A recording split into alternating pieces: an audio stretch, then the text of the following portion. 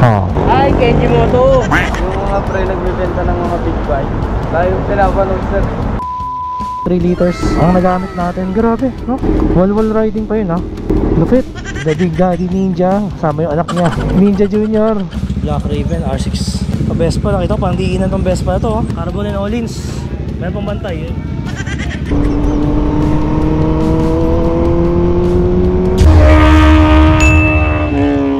So ito na mga katingin, on the way tayo ngayon sa Marilake para masubukan kung maganda ba yung gulong na kinabit natin dito. Yung Shinko Tires Verge 2X. Yun yung dual compound. And then traffic na kagad. Ito kakasimula pa lang natin, traffic na kagad. Sasubukan din natin yung pagkatono ng suspension from AB Moto Tuning. Alamin din natin kung gaano siya kalakas sa gasolina. And finally, ang alamin natin is kung maganda ba siyang gamitin sa twisties. Kasi syempre alam niyo naman pagka mabigat ang isang big bike, eh medyo challenging siya gamitin sa twisties. So alamin natin kung totoo ba ang chismis na mahirap itong gamitin sa twisties.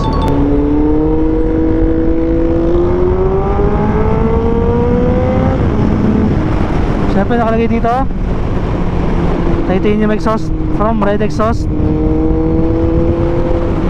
Nakaka-delete na rin pala to. Syempre dito tayo papagas kasi mura dito.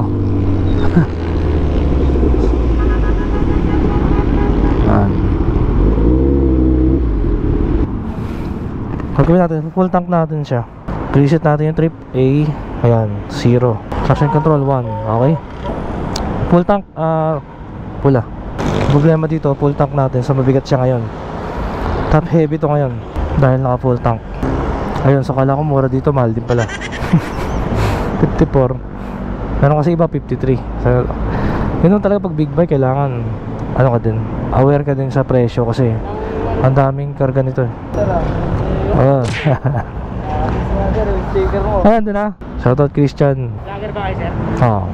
Ay, Kenji Moto. Yung mga pre nagbibenta ng mga big bike. Tayo pinapanood sir. Kaya nakilala ko siya nung nakaraan. Ang bigat na ito ngayon. Ilang liters ang kinarga? 15. Grabe. 15 kilos agad ang nadagdag sa atin, no? 15 kilos parang nagkarga ng bata. So mamaya pag uwi natin, kukunin natin yung average fuel consumption niya. Full tank natin siya ulit para exact fuel consumption na makuha natin. Ito, stopover muna tayo dito sa Shell Boso-Boso. I-meet lang natin yung tropa natin.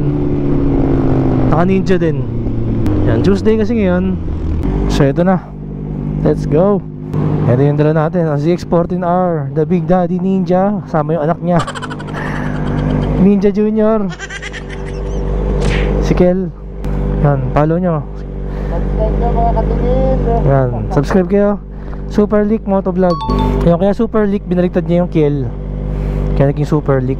So idol niya si Yorme. So bagong bago yung 4R niya. First big bike niya by the way. Basta gagawin mo, tingin ka lang lagi sa malayo. Hanapin mo lang lagi yung exit para hindi ka magulat. Sunod ako sa'yo. Mas maganda samahan mo ng trail braking.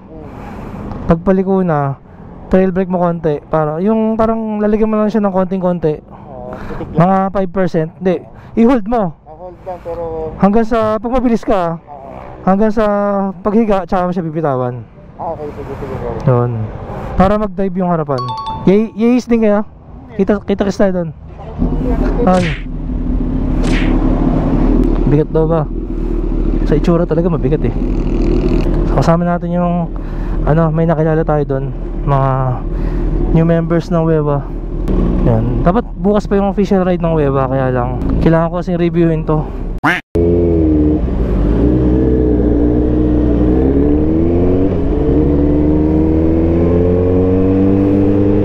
Sway lang, sway.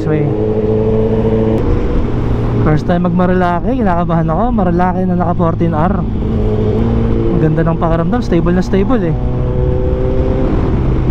Oh, sobrang stable. Buti pa si kuya, chill na sa buhay oh. Hindi naka-helmet. Pero wag yung tutularan niya kasi syempre mapakadelikado pa naman dito sa kalsada na to. Eh ako ilang beses na ako na-save ng helmet. Kaya totoo, helmet saves lives. malapit o malayo, may nanguhuli o wala, mag-helmet. Kasi para sa buhay natin yan, hindi yan para sa ticket. So kailangan warm up muna yung gulong. Huwag muna excited bumakbak. Pakiramdaman natin yung gilid ng gulong kung nasan. Ayun.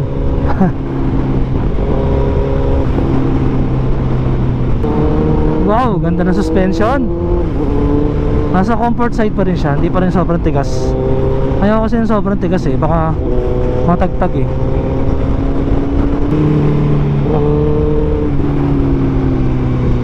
Why?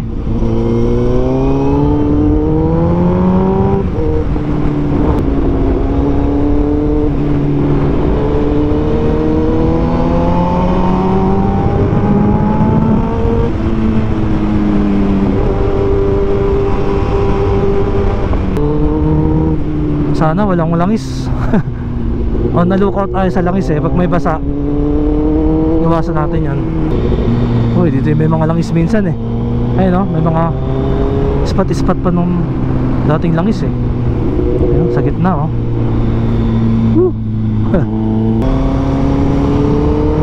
Para normal sport bike din siya.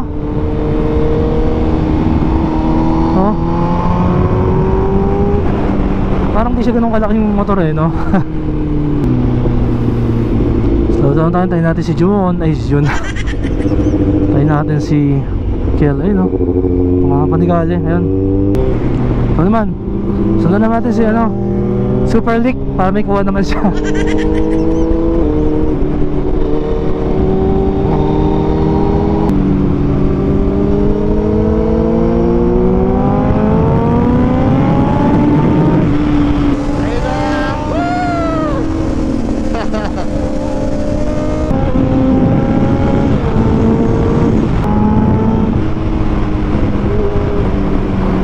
So yun, dito taong mahirap gamitin ang malalaking sport bike, malalaking big bike. Basta same lang naman talaga yung technique eh.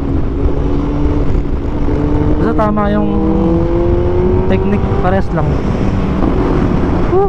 Adrenaline ako. Wow, ang dami ha. Ang dami riders. Oh, may mga big bikers dito. Sa kabila tayo. May mga R6 ako nakita. May Transalt. Tayo. Kasya ba? Parang di kakasya siya, no? Skill. Kasya ba? Kasya?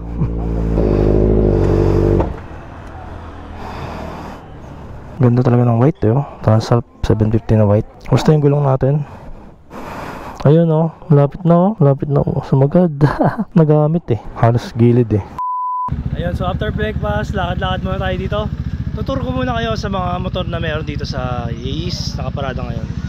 Ay mga riders na kasama natin. Ayan. Idol. Size lang. Ano motor niya bro? R1 na 07. Ayun, R1 07, bihira yan ah. Yan yung bago nag-crossplane, no?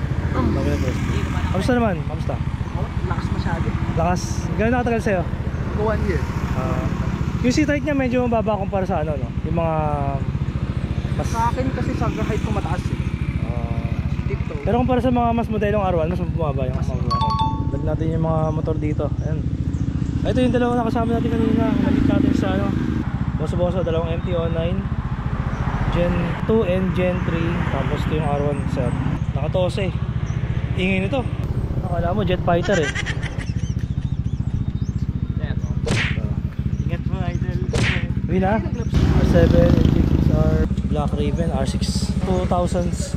I think 2006 Aerox. Vespa, nakita ko parang diinan tong Vespa na to, naka-carbon. Carbon and all-ins. Meron pang bantay yun. Kapag TSR Serdong Dok 390. Super League, naka 4R.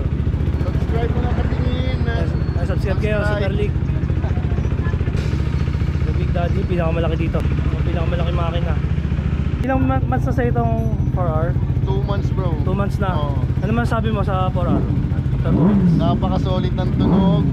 Siguro ano, as a first big bike owner, mabibigla ka sa unang power niya. Bilis pa rin eh, no? Bilis pa rin.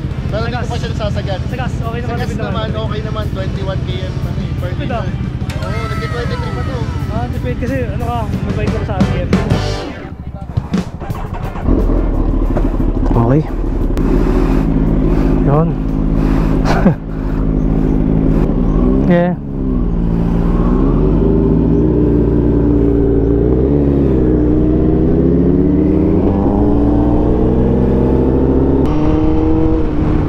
Uy, no, Porsche.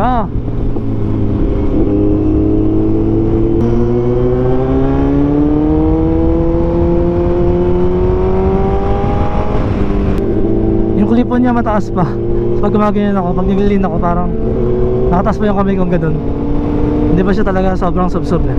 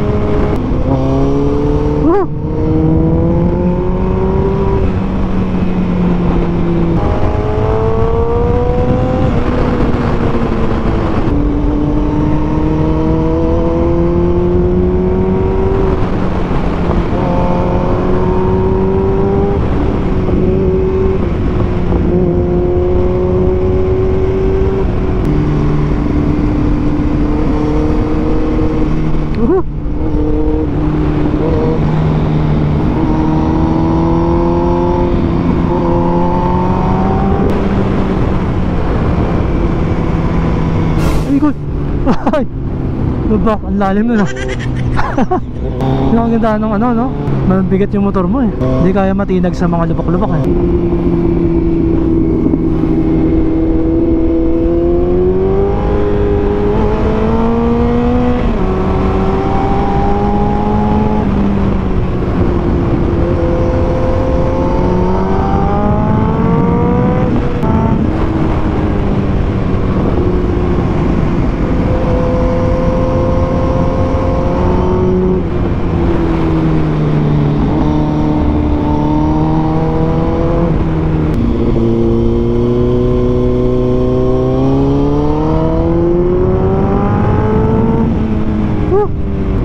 Mind-boggling sa Chaula.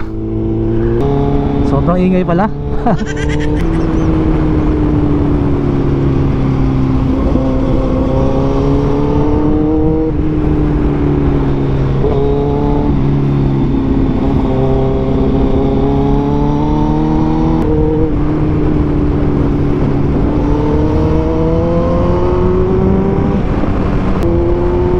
Wala akong masabi.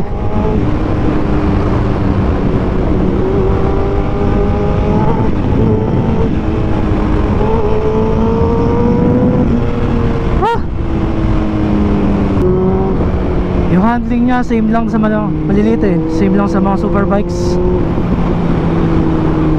Sobrang ganda ng handling.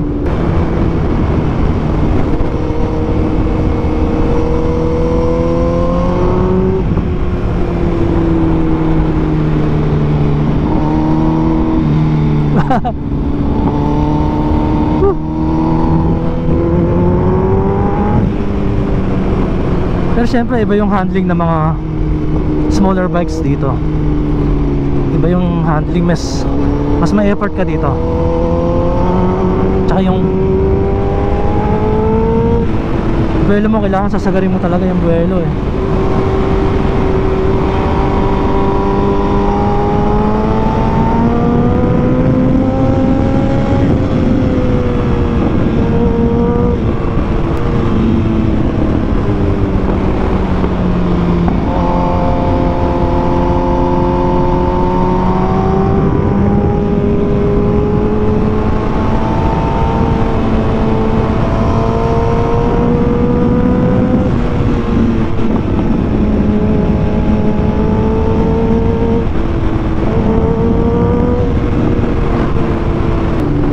Pagod pero adrenaline. marami.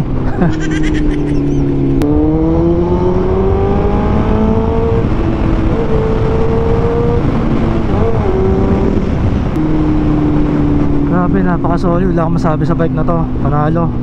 2 thumbs up.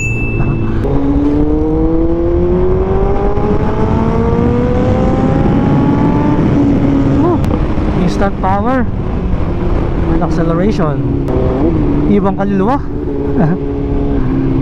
Ramdam na ramdam mo yung G-force. Para ka nakasakay sa fighter jet. Ibang klase. Napa-CR tuloy ako. Gusto ko tuloy umihi. Sa Super League, bilis din oh. Ano siya?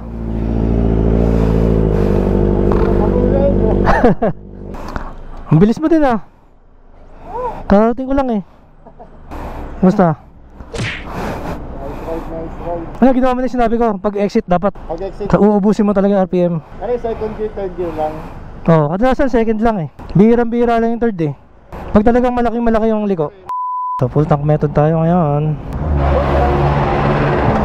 Grabe, 6.38 liters ang nagamit natin. At 85 kilometers ang total. So 5.2 divided by 6.38, 13.35, 13.3 liters ang nagamit natin. Grabe, no? Wall riding pa yun ha. Lupit. Wall riding and traffic. Not bad, 13.3. Sobrang tipid nun. So parang malakas lang siya ng konti sa ZX6R. Ganun siya kalupit. And I'm sure mas matipid to kung hindi ka walwal. Tayo kasi sumasagot tayo ng almost ng RPM kanina. So ito na yung pinaka long ride natin kay 14R. And wala talaga akong masabi sa kanyang negative. Aside sa clutch niya, matigas yung clutch. Hindi siya pwede sa mga medyo mahina yung braso mo, yung grip mo. Mangangawit ka sa clutch niya, tapos mamamanhid yung kamay mo. Yun lang naman yung negative na nakikita ko sa kanya. Aside sa, syempre, additional weight. Pero overall, solid no? Solid tong motor na to. Isa sa mga 4-keeps. Kung wala tayo yung H2, baka napag-isipan kong i-4-keep to. Actually, sumagi na sa isip ko, 4-keep siya. So ganun to kaganda. Papangarapin mo siyang i-4-keep at ipang long ride. Upuan kasi sobrang lambot eh, di ba? Sobrang comfy.